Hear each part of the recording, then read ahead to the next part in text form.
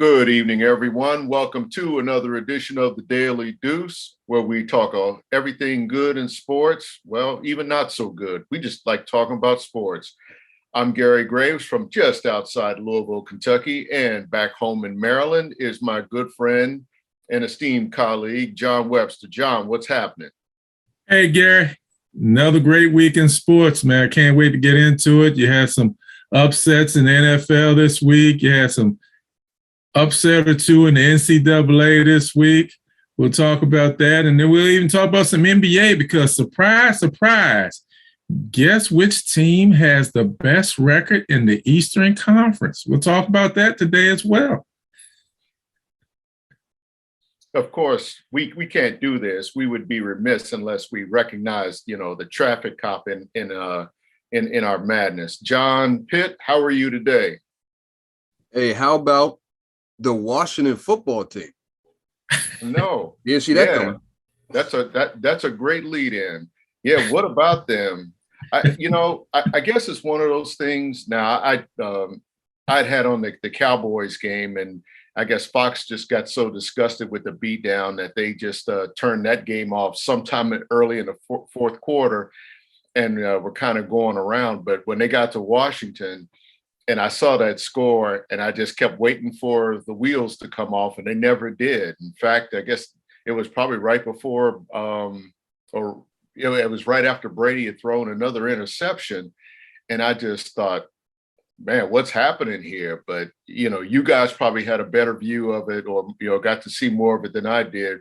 What did it look like? Well, Gary, it looked unbelievable. That's what it looked like. I will say this to you, Gary.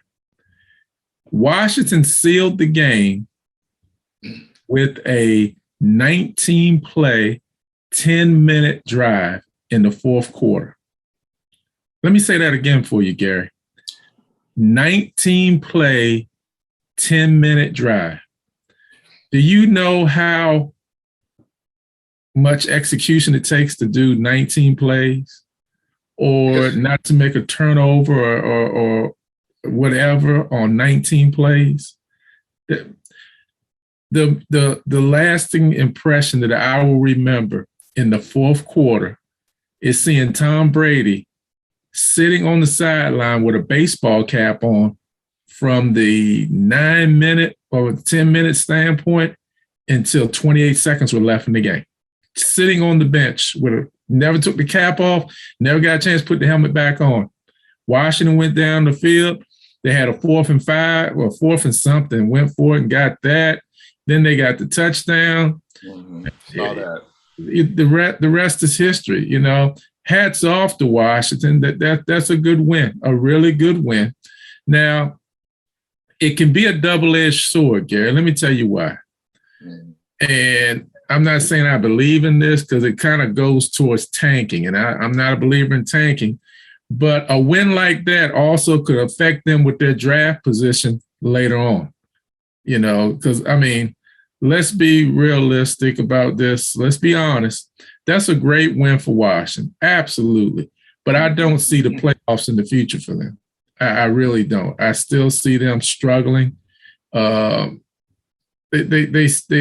still not all the way there. Now, if they come back again next week and beat Carolina at Carolina, maybe I change my thoughts a little bit. And also, Ron Rivera, Riverboat Ron, is known as a second half of the season coach. So let's see if he is going to roll the dice and make them better. I don't see it. I would not be upset if I was wrong, Gary. I would not be upset. If they could get on a roll, so be it. I'd be happy for them, but we'll see. Yeah. Well, the way that I look at the Washington football team now is, and I heard this great saying, they're a year away from being a year away. And because, first of all, started quarterback. They do not, I know everybody, it's either a love-hate relationship with Tyler Hanke. And I just don't see him as their long-term solution. I really thought that when they got Fitzpatrick, that that they had a chance to be decent. They weren't going to win a division with him, but then he doesn't even make it through the first game. And with that, I just thought it's going to be kind of a revolving door of whoever is healthy from week to week, and whoever can complete maybe 5 or 6 passes, that's going to be your quarterback. Now, again, I didn't get a chance to see the game yesterday. I was too busy trying to navigate through 2 beatdowns between New England and Dallas, and then that travesty of Pittsburgh and Detroit. But from what I saw, and again, I didn't even when they cut in, I think it was maybe like the last 7 or 8 plays of that final touchdown drive. I don't think that he is their quarterback for the future. I know he's got his followers, but anything, if you talk about tanking, if you're tanking to maybe get the next best quarterback coming up, and right now in college football, I can't even say who that is right now. Because you've got so many underclassmen who are really excelling. They're not coming up. They're sophomores. They have to wait at least another year, and I haven't even had a chance to look that far ahead to see who is the next possible Trevor Lawrence Heisman Trophy winner. But that team, if you talk about tanking, they better be tanking to try to get some skill players, or they better be tanking to try to get a decent lineman, because that's where it starts up front. I agree with you. Now, the one thing I will say, I think me and you may be a little bit on different sides on Heineke. I like Heineke, and I think he's the best quarterback that they have on the roster. Even when Fitzpatrick was going to be the starter, I still would have rolled the dice with Heineke. He's a young kid, see what he can do. Now, I think part of the reason why Ron Rivera has not pulled him and put him on the bench, Gary, is because he has a little bit of riverboat gambling in him himself.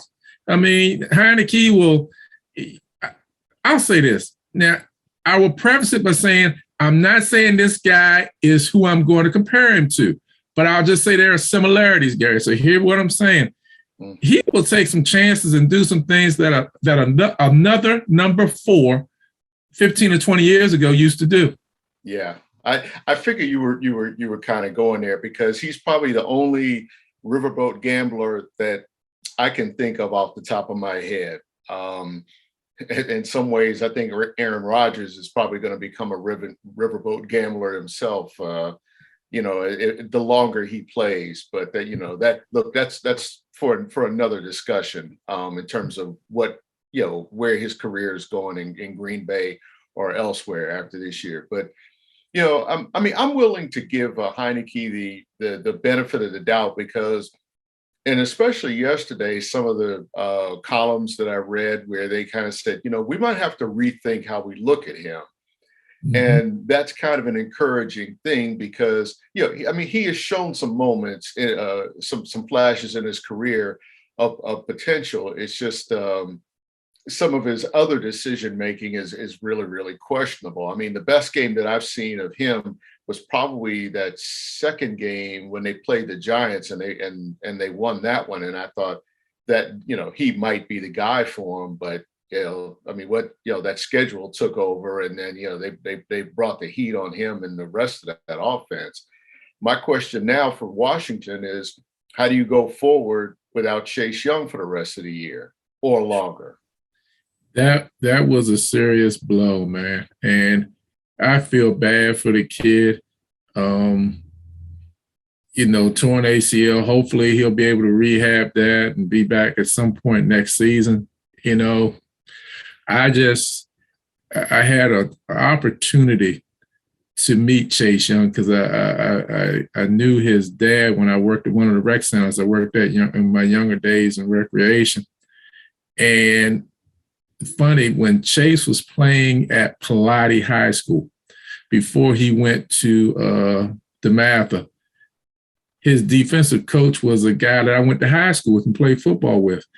And he told me, he was like, John, I got a kid at Pilate. He's going to go to DeMatha, but I'm telling you, you're going to see him on Sundays. And he was talking about Chase. And then one day I was in the mall with my wife, Kim, and I ran into Chase's dad, and Chase's dad introduced me to Chase. One of the nicest kids you ever want to meet, Gary. Really, you can't help but pull for him because he's just like his family. They're all a class act, man. And I just hope he's able to come back. This season has been rough for the Washington team as a whole. And, this is just a rough break that happened to him. And I still say he's one of the better linemen in the league. I mean, there are people that are saying that he's struggling this year. But the question I'll say, Gary, is this. Do we know what the strategies have been this year? No. Sometimes he's been double teamed, and with him being double teamed, it frees up somebody else on the line to get the sack. So in my mind, he may be sacrificing to help the team. Yesterday, he was dropping back in the pass coverage to cover running backs and tight ends. I mean, he's unbelievable, man. And for people that don't think that he is going to be a great player, I think they're going to be mistaken. I think this kid is going to be one of the best. You just got to keep working with him and giving him time and seeing how he continues to move forward. But it's just a rough setback. But a setback is nothing more than a setup for a comeback, Gary. Yeah, good. That's a good way to put it. His trajectory really hasn't surprised me because, there's always that, I guess what you call a sophomore jinx. Defenses figure him out and they adjust, and then you've got to figure out how to readjust him to some of the blocking schemes that he faces, or you try to put him in a different position for him to be more effective. So his play wasn't really what was concerning me. It was just everything else from what I've been able to read about that defense, that they just seem to be out of place in so many different other areas, pass coverage. They get burned by slot receivers. I mean, a slot receiver, that should be one of the easiest ones to cover on the field because he's, more of a decoy. He's more like your second or third choice, to go to.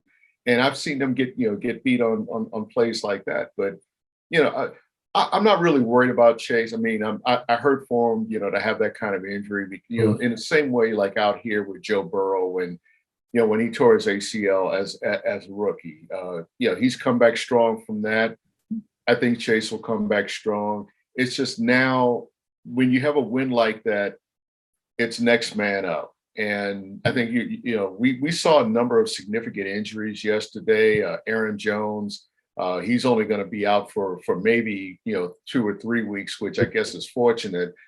But a sprained MCL is still a sprained MCL, and when he comes back, that's one of those injuries that you really got to nurse, to avoid it becoming a torn, MCL. So,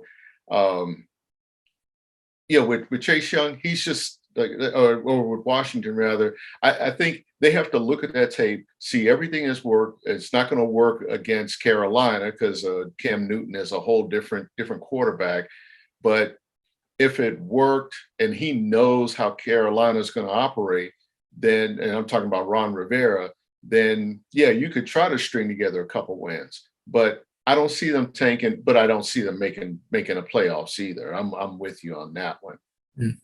Yeah, I'm with you too.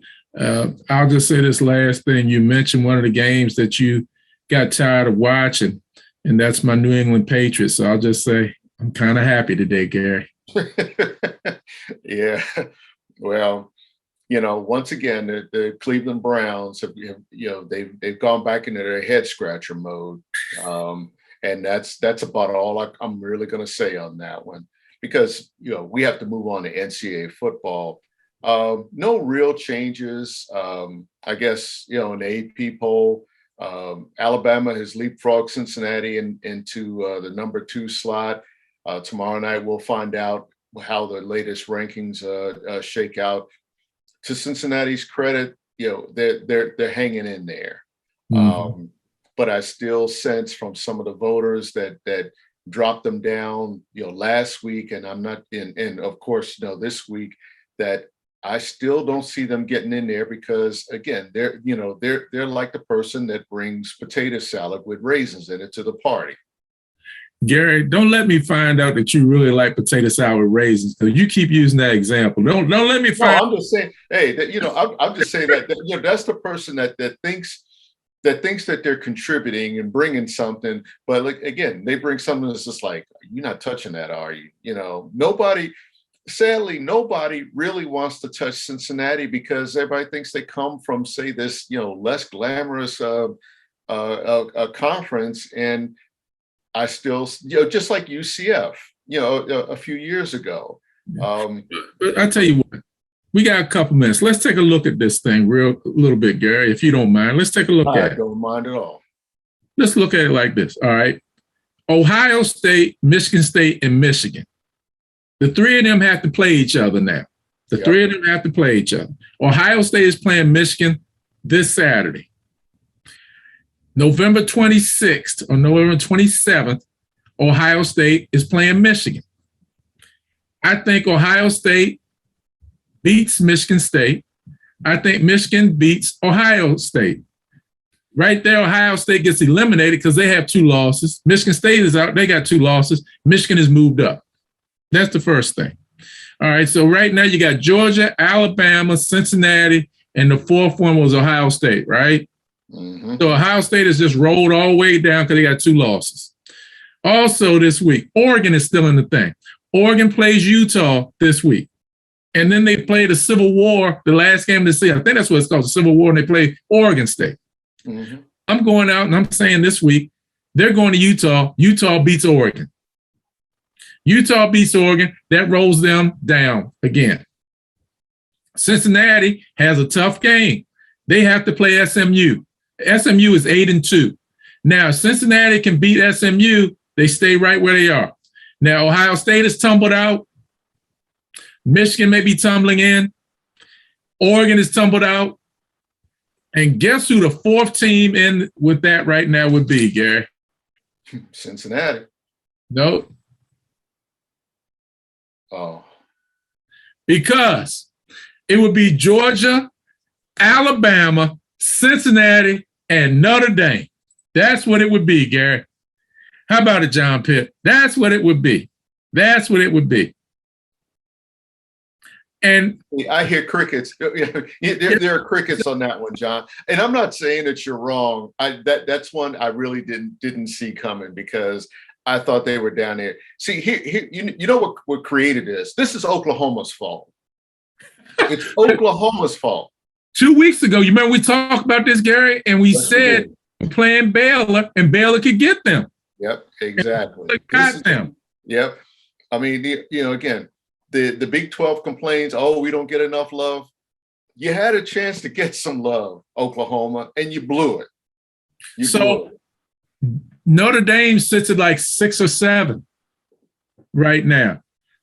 With all these things happening, if Cincinnati just does what they need to do and they beat SMU and win their last game, they're in, Gary. You can't, there's no way I can see them being out.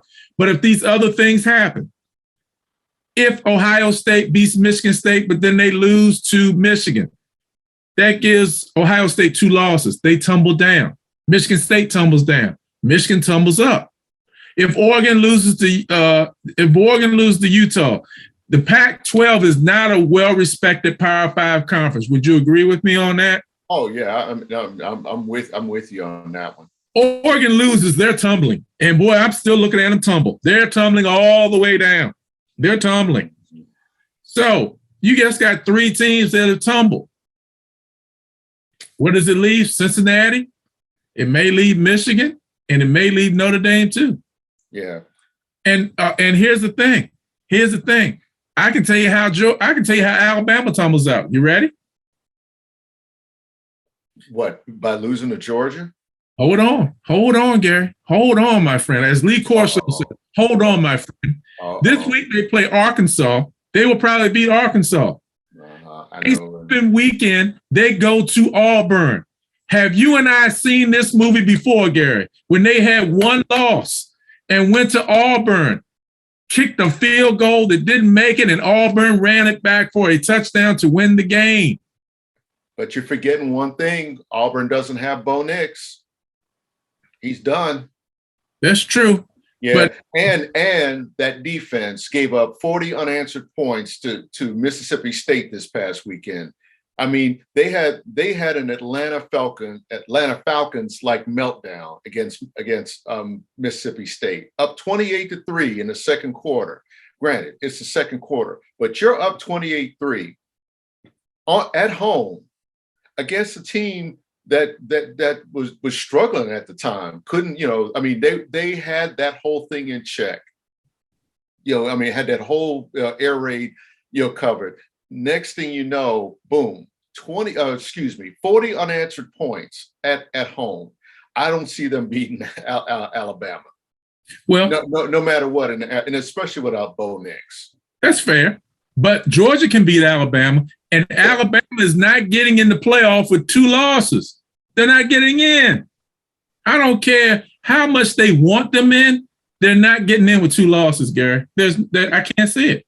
But but see, John, now you're talking about a bunch of teams with 2 losses. There's probably going to be one. Okay. But Georgia will have no losses. Okay, Cincinnati will have no losses. But again, and I know you're making a pitch for Notre Dame, but somewhere that 4, 5, 6, they're going to pick one of those 2-loss teams to get in there. I'll just say this: I want Cincinnati to get in, and I'll say this about Notre Dame. This is all I'll say, and I'll leave it alone. Love them or hate them, it makes the game relevant because you want them there because it brings people in conversation to the table. Yeah. John, I mean, it's like what I've always said about sports. Every sport needs its marquee traditional teams to be good. Dallas Cowboys, New York Yankees, Lakers, Celtics, maybe even the Bulls, for relevance, for people to really care. Again, as much as I want to just go facepalm when you mention Notre Dame, you do make a good point. I do think that they do have an outside shot because there's been so much attrition ahead of them. And, we're in the last 2 weeks of the regular season. And sadly, a lot of these teams in a lot of these leagues, they're going to cannibalize each other, including the SEC. Mm-hmm. Again, I really do believe that it's Georgia's championship, conference, and national championship to lose because Agreed. Yeah, because that defense is just absolutely wicked. The offense has just been good enough, as it needed to be. I mean, consider, they haven't really played their best game this year, but they still are, hanging 40 points a game on some of these opponents in the toughest league in the country. Yeah. So Kirby Smart is one heck of a coach and one heck of a defensive coach. So, they're unbelievable. Whatever they lack in offense, they're going to make up for with the defensive side. Yeah. So what do you think about the first week of NCAA basketball, John? I mean, again, in these parts, people, if they're smarting over Kentucky losing to Duke, I'm going to tell y'all right now, anybody that's watching, don't. It was one game. It was the first game, and you had a whole new lineup out there, and you only lost by 8. You just could not get over the hump. You got within 4, but you just couldn't get over the hump. Hey, Gary, can I tell you a secret? Gary? Sure, I'd love to hear it. There are going to be a lot of people who are going to lose to Duke. So that's no shame in losing to Duke. No. There's no shame in losing your first game at all. No, of course not. I mean, I loved it, man.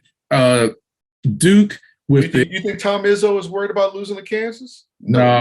And they get Izzo's teams get better as it gets closer to March. That's when you need to worry about his teams. And the kid at Duke, Trevor Keels. Mm-hmm. Oh my goodness, he is a man playing with boys. He's unbelievable. He's a great player. The one that everybody was talking about, what's his name? Paolo. He was 6'10". Yeah, Paolo. Yeah. That's not even the one that really dominated the second half. It was Trevor Keels. Mm-hmm. He's the one that made the difference in the game, and he's, in my opinion, he's the reason why Duke beat Kentucky.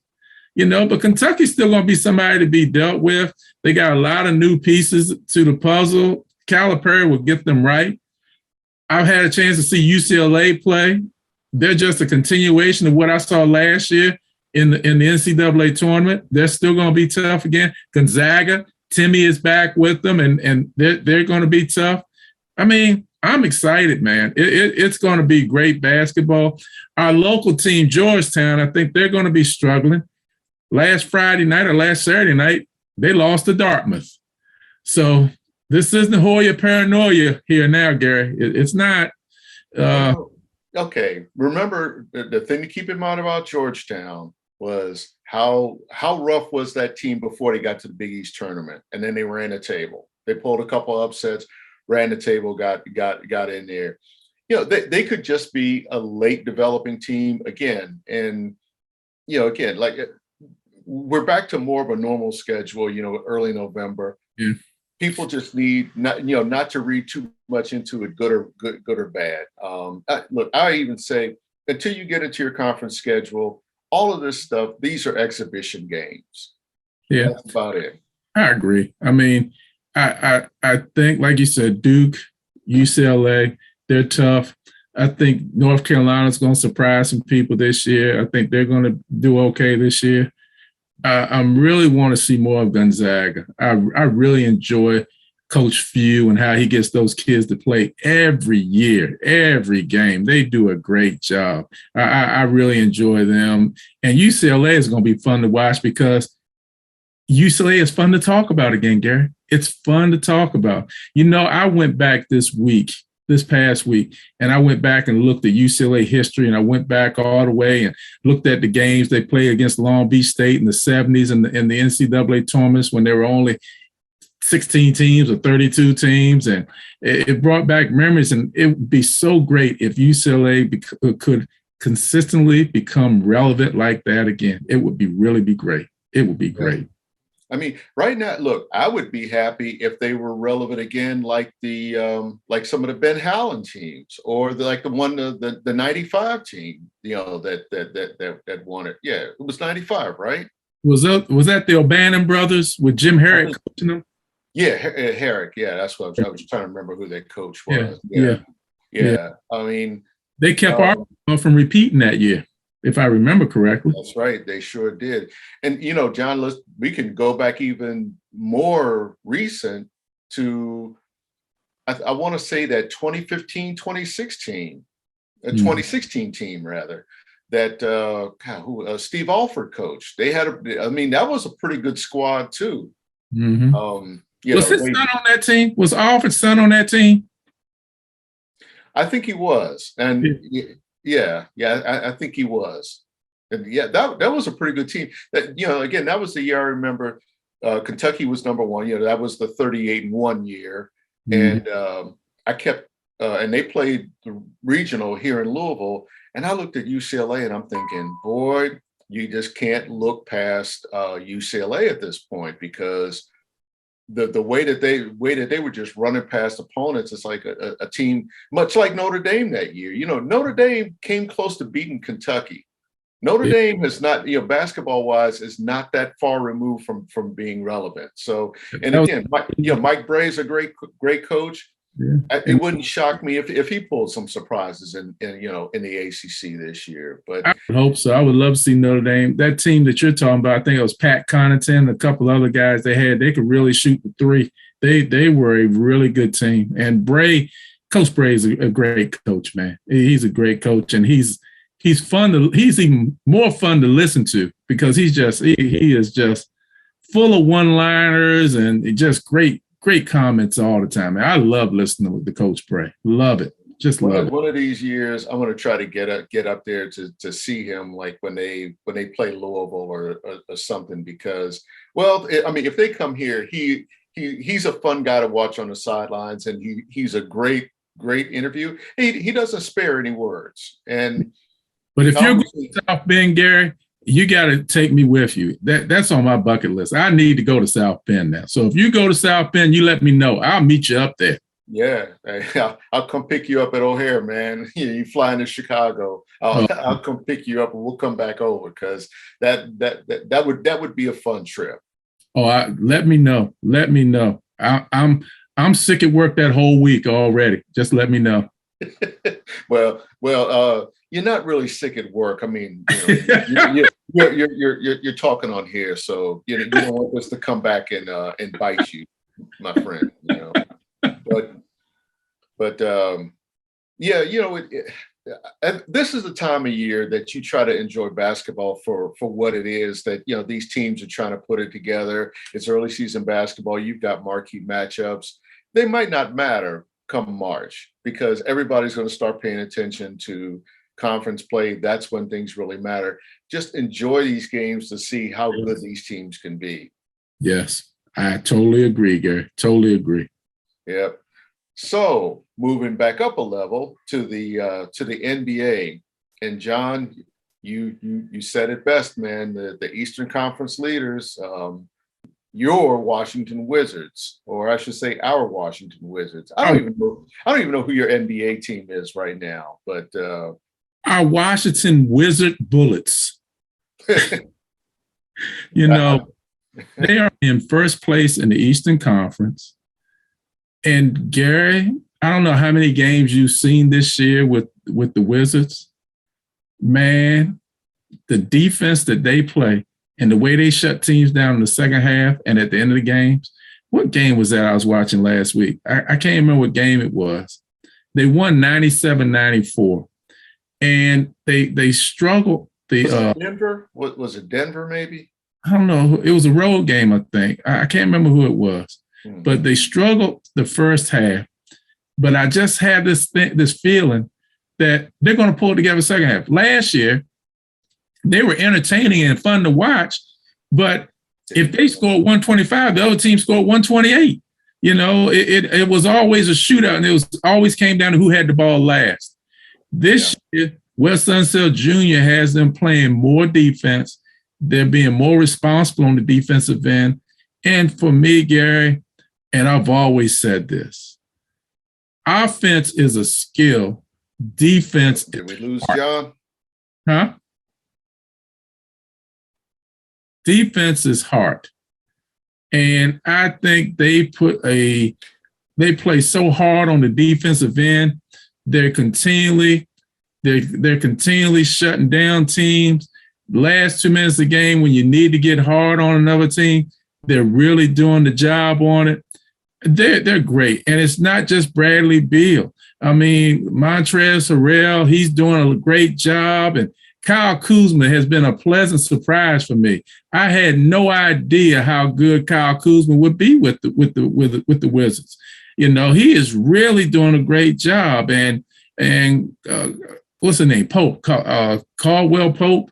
Yeah, he's playing well. And I'm not even surprised with Gafford. Last year, Daniel Gafford was coming off the bench, and he's like an energy shooter. I mean, he gives the team all sorts of lift. He's just a hustler. He's just scrambling to get all the loose balls. So I'm really surprised, and I'm really happy with him, Gary. I really am.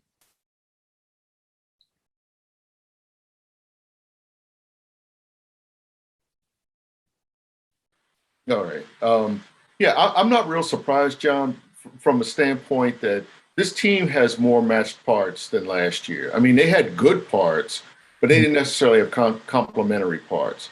The one thing, I think we had lost you there for a sec, and I don't know if you heard, but picking up Montrezl Harrell, who is a good defender and has really rounded out his game, since he's been in the league. Yeah, I'm going to make a pitch for him as a former Louisville player, much like you pitched Notre Dame. Montrezl was a good rebounder. He was a good shot blocker, not a great shot blocker, but he was a physical presence. He's undersized. I mean, I don't care what they have him listed at. I think he's whatever it is they have him listed at. He's probably about an inch shorter, but he's like Wes Unseld from the standpoint that he plays bigger than his size. And that's key point. That's exactly what I was thinking, Gary. That's great. Yeah, Yeah, he has always played bigger than his size. He's athletic. In much the same vein, when Donovan Mitchell was at Louisville, undersized guard, undersized, by the standard then. But my gosh, the guy had, just he was so athletic and he just had such a vertical leap. Like Montrez would just come out of nowhere to throw down a dunk, much like Donovan Mitchell did. The thing about Montrezl Harrell, he didn't have a jumper. He did not have an intermediate jumper. And his time in the league, on all 4 stops that he's made, he has slowly developed a jumper, a reliable, 12, maybe 18 footer. And that's the thing that I think has made him made him like one of the top 6 men in the league, and made him such an effective presence. I mean, again, it's one thing to dunk, but he's not a dunker, much in the same way Wilt Chamberlain was not just a dunker. And, since we like to talk old school basketball, I don't know if you've seen some of these clips now that have been circulating of Chamberlain in his days with the San Francisco Warriors. Mm-hmm. Tell me what stands out about some of those tapes that you've seen. Is it dunking? Is it the finger roll? What is it, John? Come on, tell me. Well, the tapes I haven't seen too many dunks, to be honest with you, Gary. I've seen a lot of skill. I've seen him do some different moves around the basket, but I also seen some defensive tapes of him as well too, Gary. And a lot of people don't realize how complete of a player Wilt Chamberlain really was. Rebounding, defense. I mean, his offense was more than a dunk. He could do it. He could make it. He can make it do what it do, as they say. Yeah. Well, the point I wanted to make is that what I have seen, the common theme is that he's got that soft jumper that always went that bank shot off the backboard.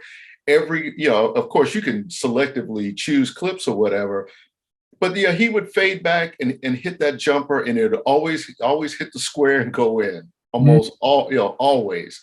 Mm-hmm. I didn't see one dunk, and like that 100-point game, I think it was something like he might have hit something like 30 or 40 jumpers in that game. Yep. Yeah. And I always say, like, for a big man, and that's the part what really wanted to make about Montrezl Harrell, that, again, he's a small forward who had to come up with a shot that to make him more effective. I mean, he could go in there and get rebounds. He's physical, but he had to come up with a shot that was going to get him more minutes on the floor. And that's what he has. And I think that's what you're seeing with the Wizards. I think he's also playing with an edge, because he probably thought he was getting a ring in Los Angeles last year, like a lot of people did. But that might have been one of those addition by subtraction things for the Lakers, because I think they got, they've got some complementary parts, but it was also addition by subtraction for the Wizards in terms of trading Westbrook for all those guys. That Westbrook was a scorer and that kind of thing, but they've got defenders. They've got more all around players, and Wes Unseld Jr. is turning out to be a pretty good judge and a pretty good strategist right now. Early in his career. Yeah, they're tough, Gary. So we'll see how it works out when, but they are tough. Yeah. Well, it's been fun. I can't really think of anything more that we can talk about in sports. I have one thing I need to say, Gary. I should have said it during college football. I just want to say one thing. All right. I want to say congratulations to my alma mater, Bowie State University. They won the CIAA championship for the 3rd year in a row. Go Bulldogs, go Bulldogs. They're in the NCAA Division II playoffs this week against Lenoir-Rhyne. And let's see what the Bulldogs do, man. But this is the 3rd year in a row for them winning the CIAA championship. Way to go, Bowie State. Wow. Yeah, congratulations, Bulldogs. So tell me something. Is there anything to this talk about them moving up a level to D1 and maybe joining the MEAC, or what's left of the MEAC? I haven't heard anything of it. I think these schools, to be honest with you, Gary, if they can make it work where they are in the CIAA, I think they need to stay where they are. I think the MEAC is slowly coming apart. Hampton has left. A&T has left. Florida A&M went down to the SWAC. Bethune went down to the SWAC. You have left now Howard, Morgan, Norfolk State, Coppin in basketball. The MEAC's not what it used to be, and I think it may suffer some more defections. Again, Gary, you and me are what? We're old school. Before the MEAC, all these teams were either in the CIAA or the SWAC, and I would love to see all of them be in one conference again. I would love to see it. Yeah. And in closing, speaking of the SWAC, Deion Sanders has his team at like 7-1, maybe 8-1. 8-1. Yeah, and I mean they're on a roll. He's being mentioned as a possible candidate for TCU. I mean the players are tweeting out, "We want Deion." I don't see it happening right now, but then again, who knows what's going to happen? They just won the SWAC Eastern Division. They're going to be playing in the SWAC championship. As a matter of fact, Jackson State is going to be hosting the game.